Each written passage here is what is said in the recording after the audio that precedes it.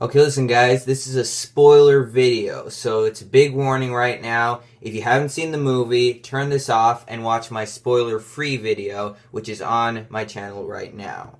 You don't have to go while you got ammo. Anyway, let's get into this. Okay, so in my spoiler-free video, I said that this movie was awesome, obviously, so I need to start explaining a little more as to why.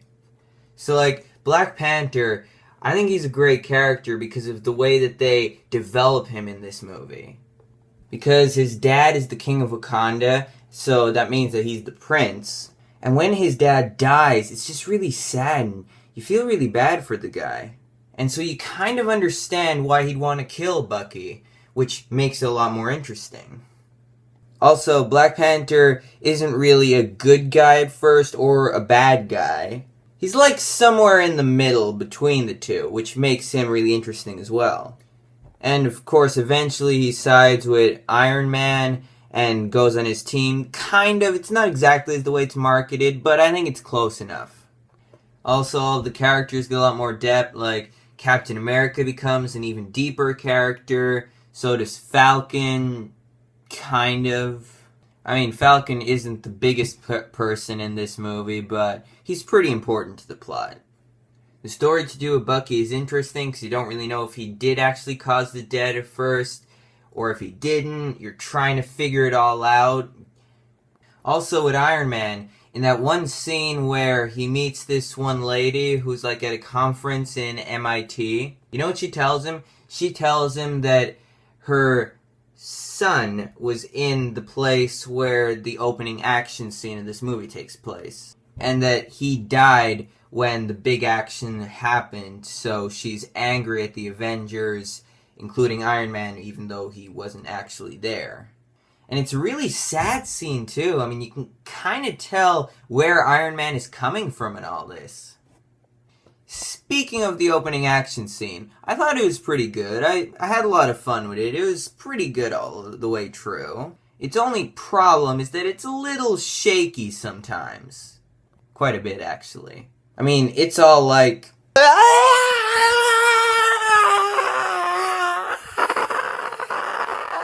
Well, not exactly like that, but you get the point.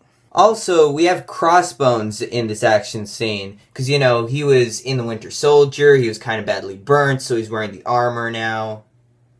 And that's really all he does in the movie. He's just in the opening action scene, and then he dies. Okay. Also, Scarlet Witch becomes a really interesting character here. So does Vision, and they both kind of play off each other quite a bit. Hawkeye is in here, not for too long, but when he's there, he's a lot better than he was in the first Avengers anyway. Black Widow's pretty good, but nothing really that new about her here.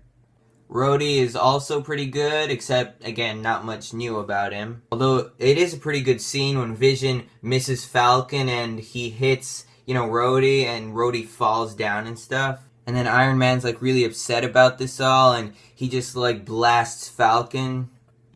Rhodey doesn't actually die like I was expecting him to, but I don't really mind too much. General Ross here is pretty good, but he doesn't really do a huge amount in the movie. Ant-Man is not in this movie a lot, but when he's there, he's hilarious and he has some great scenes. The standout of it all has to be when he becomes huge. That was hilarious. Oh, here, let me try. Yeah, this wasn't a great idea. Oh! That's better. Whew, damn. My favorite character, though? Spider-Man. Spider-Man, Spider-Man, does whatever a spider can. Sorry about that. Oh yeah, but he was awesome in this movie. He gave all those quips. He looked awesome with the new costume. Tom Holland was really good as the young teenage Peter Parker as well. He was always so giddy. He was happy. He felt like an actual teenager. I mean, Tony Stark gives him the proper suit that he needs because, let's face it, in real life, he wouldn't actually be able to build the sort of really big super suit and stuff. And he gives a great Empire Strikes Back reference. He just refers to that scene where they, spin those things around the legs of those AT-ATs, and he does it for Ant-Man. Great scene. The villain in this movie is not that great. I mean, Baron Zemo just seems to be there, like, to cause all of the problems for the Avengers. And whenever he's not doing that, whatever happens to him kind of feels like filler, which doesn't really work. And like I said in my spoiler-free review, not nearly enough of Martin Freeman. But I'm happy that he's going to get a bigger role in the rest of the Marvel movies. And the airport scene where every Avenger's just throwing down is awesome. It's one of the best action scenes ever filmed. I loved it. And the revelation that the Winter Soldier, aka Bucky, killed Iron Man's dad is great.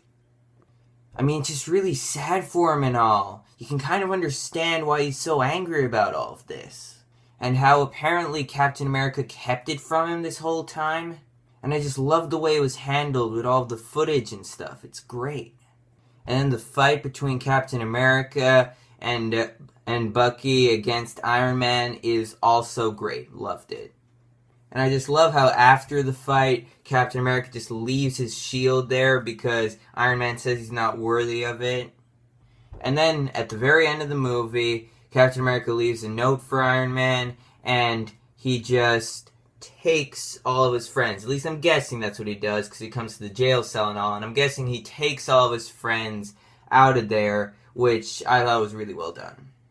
Also, I thought it was interesting with the first mid-credits scene, where you realize that Bucky is about to be put back into, freezing and stuff, which is basically just an excuse to have him in later Marvel movies.